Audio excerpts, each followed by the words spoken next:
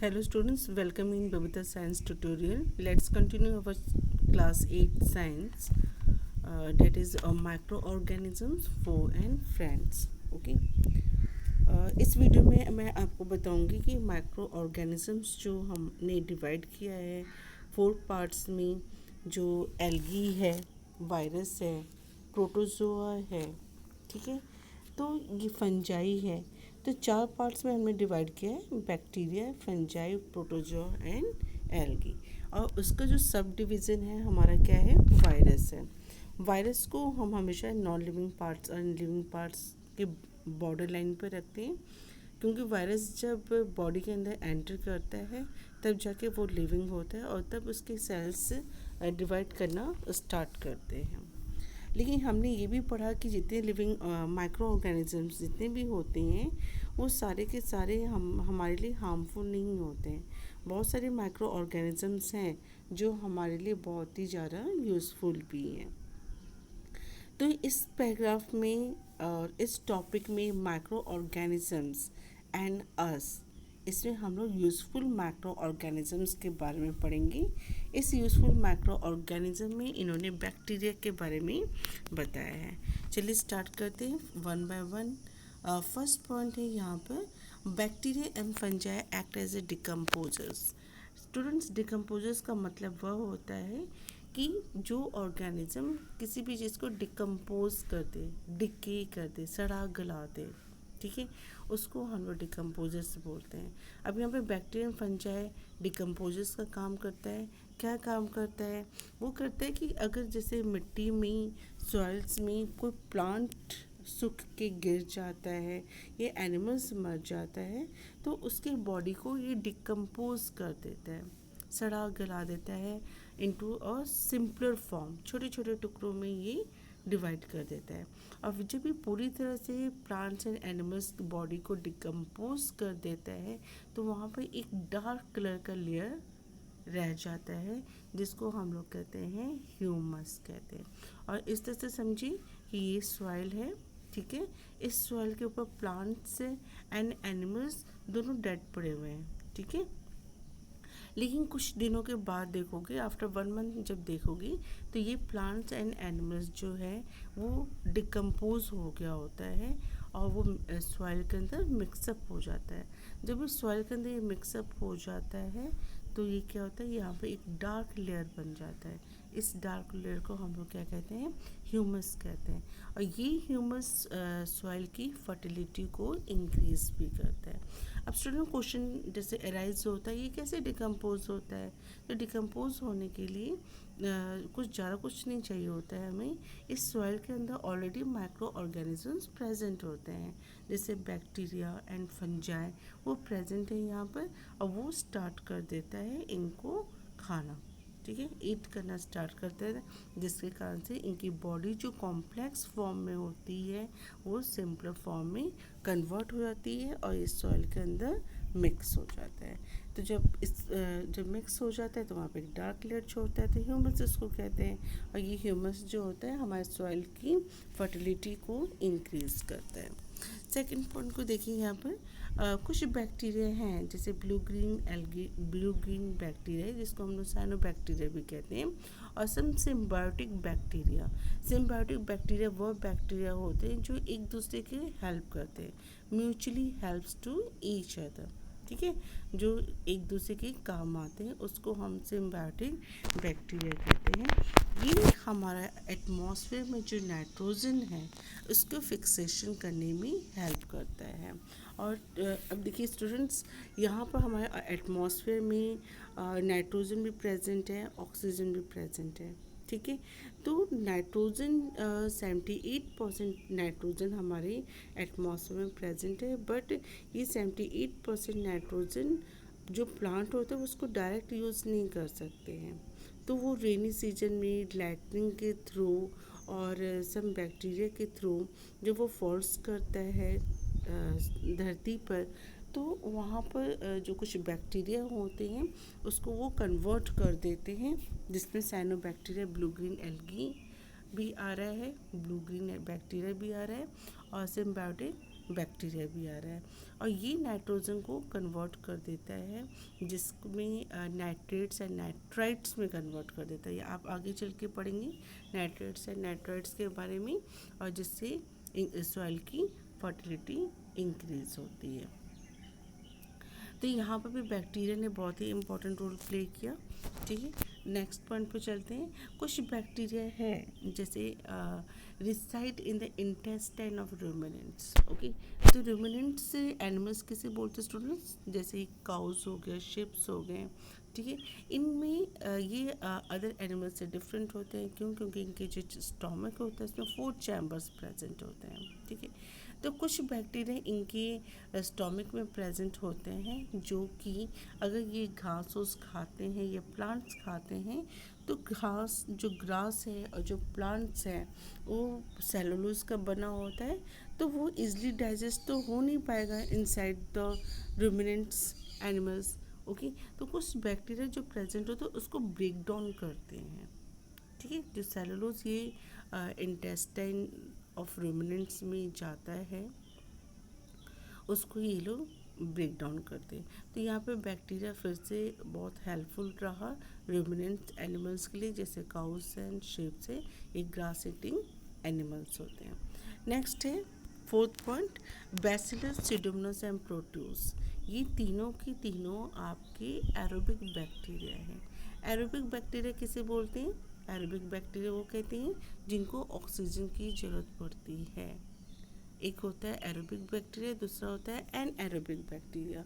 Anaerobic bacteria वो होते हैं जिनको ऑक्सीजन की ज़रूरत नहीं पड़ती है, बट यहाँ पर एरोबिक बैक्टीरिया है, इससे भी ये तीनों को ऑक्सीजन की ज़रूरत पड़ती है। इन तीनों बैक्टीरिया को हम लोग यूज़ करते हैं in the treatment of the sewage. ठीक है, सीवेज मतलब जो नाला का पानी निकलता है सभी के घरों से, ड्रेन आउट जो वाटर होता है कितना गंदा होता है, बहुत ही गंदा होता है ना। तो उस वाटर को भी ट्रीटमेंट किया जाता है जिसको हम लोग WWTP बोलते हैं, वेस्ट वाटर ट्रीटमेंट प्लांट। इसमें क्या होता है, जितने भी गंदा पानी होता है उस गंदे पानी को प्योरीफाई किया जाता है। ठीक है, with the help of this bacteria. Okay, now next point is bacterial action on sewage. Okay, sewage जैसे मैंने आपको बताया ड्रेन जो वाटर्स होता है उसमें हम लोग बैक्टीरिया का यूज़ करते हैं, प्योरीफिकेशन में यूज़ करते हैं। तो जो वेस्ट प्रोडक्ट्स, जो ह्यूमन वेस्ट प्रोडक्ट्स जो उस वाटर के अंदर प्रेजेंट होता है वो बैक्टीरिया के कारण उसको हम लोग स्लज में कन्वर्ट कर देते हैं। ठीक है, और ये स्लज जो होता है ये ड्राई होता है, dry waste product of a human beings होता है। ये ड्राई हो गया। अब इसको हम लोग, क्योंकि ये जो स्लज है इसमें नाइट्रोजन बहुत ही ज़्यादा होता है, इसलिए हम लोग इसको एज ए मैन्योर भी यूज़ करते हैं आफ्टर ड्राइंग। इसको खेतों में ब्रॉडकास्टिंग कर दिया जाता है, मतलब अपने हाथों से छिड़क दिया जाता है या किसी मशीन के थ्रू, जिससे ये सॉइल की फर्टिलिटी को इंक्रीज़ करता है। तो यहाँ पर अगेन हमने बैक्टीरिया का ये यूज़ किया जो कि स्लज प्रोडक्शन में बहुत ही हेल्पफुल रहता है। अगेन है ट्रीटमेंट ऑफ सीवेज। अगेन देखो सीवेज की जब हम ट्रीटमेंट कर रहे हैं, ठीक है, वेस्ट वाटर ट्रीटमेंट प्लांट में, तो कुछ बैक्टीरिया हमने यूज़ किया यहाँ पे। तो जब जिस बैक्टीरिया की यूज़ करने से हम सीवेज की ट्रीटमेंट कर रहे हैं तो उस समय कुछ गैसेस प्रोड्यूस होती हैं। ठीक है, तो ये हमारा जो सीवेज होता है उसमें नेचुरल चीज़ें होती हैं। ठीक है, तो उसकी जब हम ट्रीटमेंट कर रहे हैं तो उसमें से नेचुरल गैस ही निकलेगा ना, तो उसको हम लोग कहेंगे बायो गैस बाहर निकलता है। उस बायोगैस को ये लोग इकट्ठा कर लेते हैं और जो जिससे वो फ्यूल का यूज़ करते हैं, which is used as a fuel. Students, बहुत ही अच्छा ये फ्यूल होता है। ये हाई कैलोरिक होता है, इसमें हीट बहुत ज़्यादा प्रोड्यूस होता है, नो स्मोकिंग होता है और बहुत easily without any smoke means peoples can use it. Another thing here, some bacteria helps in, कुछ बैक्टीरिया होते हैं जो विनेगर किसे बोलते हैं स्टूडेंट? सिरका को बोलते हैं। ठीक है, जो कि हम पिकल्स में या फिर फास्ट फूड में भी चाइनीज़ फास्ट फूड जैसे चाउमीन है, इन सब में भी डाला जाता है। टैनिंग ऑफ लेदर, जो एनिमल्स की जो स्किन्स होती हैं उनको ट्रीट किया जाता है लेदर में कन्वर्ट करने के लिए, तो उसमें भी बैक्टीरिया का यूज़ होता है। फिर यहाँ पे है curing of T. Curing of T का मतलब हुआ कि जो टी के जो लीव्स होते हैं उनको ड्राई किया जाता है, उनको सुखाया जाता है, तो वहाँ पर भी ये लोग बैक्टीरिया के हेल्प से ये लोग यूज़ करते हैं, बनाते हैं। तो अगेन यहाँ पे बैक्टीरिया हेल्प कर रहा है विनेगर बनाने में, टैनिंग ऑफ लेदर बनाने में and curing of A tube बनाने में यूज़ कर रहा है। नेक्स्ट है यहाँ पर इंसुलिन। स्टूडेंट हॉर्ट्स को देखिए आप यहाँ पर। इंसुलिन क्या है? इंसुलिन हमारे जो बॉडी ऑर्गन है पैंक्रियास सिक्रीट करता है, जिसको शुगर कंट्रोल, जो हमारे ब्लड में जो शुगर है उसको कंट्रोल करता है। लेकिन जिनका पैंक्रियास में कोई फॉल्ट्स आ जाता है, इंसुलिन सिक्रीट नहीं करता है, तो उस इंसुलिन को बनाने के लिए ये लोग बैक्टीरिया का हेल्प लेते हैं। ठीक है, use for the treatment of A diabetes patients. Now let's proceed to another point here. Now, since ages, bacteria have been used act as on fruit juice to produce of wine and vinegar. Yes, bacteria कुछ ये लोग use करते हैं कि fruit juice को convert करते हैं शराब बनाने में और सिरका बनाने में यूज़ करते हैं। 9 पॉइंट है bacteria also use for the preparing. Bacteria को ये लोग मेडिसिन बनाने के लिए भी यूज़ करते हैं, जैसे स्ट्रेप्टोमाइसिन है और ग्रामेसिडिन है, ये आपका एंटीबायोटिक है स्टूडेंट्स, जो कि use with the help of bacteria ये मेडिसिन बनाते हैं। 10th पॉइंट है लैक्टोबैसिलस। लैक्टोबैसिलस एक बैक्टीरिया है, ठीक है, यहाँ पे बैक्टीरिया में इट मीन से सिंगुलर है यहाँ पर, जो कि यूज़ करते हैं कर्ड बनाने के लिए, दही बनाने के लिए। सोर वार्म मिल्क, सोर मतलब खट्टा, जब मिल्क खट्टा हो जाता है, फट जाता है, तो भी कर्ड बन जाता है। और हम अगर उसके अंदर थोड़ा सा दही डाल के बनाएं मिल्क के अंदर, तो भी दही जम जाता है। तो यहाँ पर जो बैक्टीरिया इंपॉर्टेंट रोल प्ले कर रहे हैं वो यहाँ पर लैक्टोबैसिलस बैक्टीरिया है। 11th पॉइंट हम देखते हैं यहाँ पर certain bacteria also play role in making cheese. या कुछ बैक्टीरिया लोग यूज़ करते हैं चीज़ बनाने में। चीज़ भी आपका बटर की तरह ही होता है, ठीक है, बटर पनीर की तरह ही होता है, बहुत थिन स्लाइस की तरह होता है। ये पिकल्स अचार बनाने के लिए यूज़ करते हैं और अदर फूड आइटम्स बनाने के लिए यूज़ करते हैं। चीज़ जनरली पनीर की तरह ही होता है, बहुत ही स्लाइट होता है, जो कि दूध का ही बना हुआ होता है। 12th है ऑर्गेनिक वेस्ट। जैसे अब आप ऑर्गेनिक वेस्ट की हम बात करें तो ऑर्गेनिक वेस्ट वो वेस्ट होते हैं जिसके अंदर कार्बन्स पाए जाते हैं, ठीक है। तो जितनी भी नेचुरल चीज़ें होती हैं उन सभी में कार्बन्स होते हैं, इवन नॉन नेचुरल थिंग्स में भी होते हैं, बट नेचुरल थिंग्स में कार्बन ज़्यादा पाए जाते हैं। तो यहाँ पे जैसे वेजिटेबल पील्स है, सब्जी जो हम लोग छिलते हैं, ठीक है, उसका छिलका, फिर एनिमल फेसेस जो एनिमल्स के वेस्ट प्रोडक्ट्स हैं, ठीक है, उनको ब्रेक डाउन किया जाता है। उनको जैसे वो कॉम्प्लेक्स फॉर्म में होता है, बड़े बड़े फॉर्म्स में होता है, लेकिन जब हम उसको मिट्टी में डाल देते हैं, मिट्टी में फेंक देते हैं, तो आपने देखा होगा कि कुछ दिनों के बाद वो वहाँ पर रहता ही नहीं है ना। तो वहाँ पर क्यों नहीं रहता? क्योंकि बैक्टीरिया जो सॉइल्स के अंदर प्रेजेंट होता है उसको वो डिकम्पोज कर देता है, ठीक है, और वो सॉइल के अंदर मिक्सअप करता है और मिक्सअप कर देता है, जिससे वो सॉइल की फर्टिलिटी को वो इंक्रीज़ करता है। तो जितने भी ऑर्गेनिक वेस्ट है स्टूडेंट्स, आप भी कंपोस्ट बना सकते हैं, मैन्योर्स बना सकते हैं घरों में।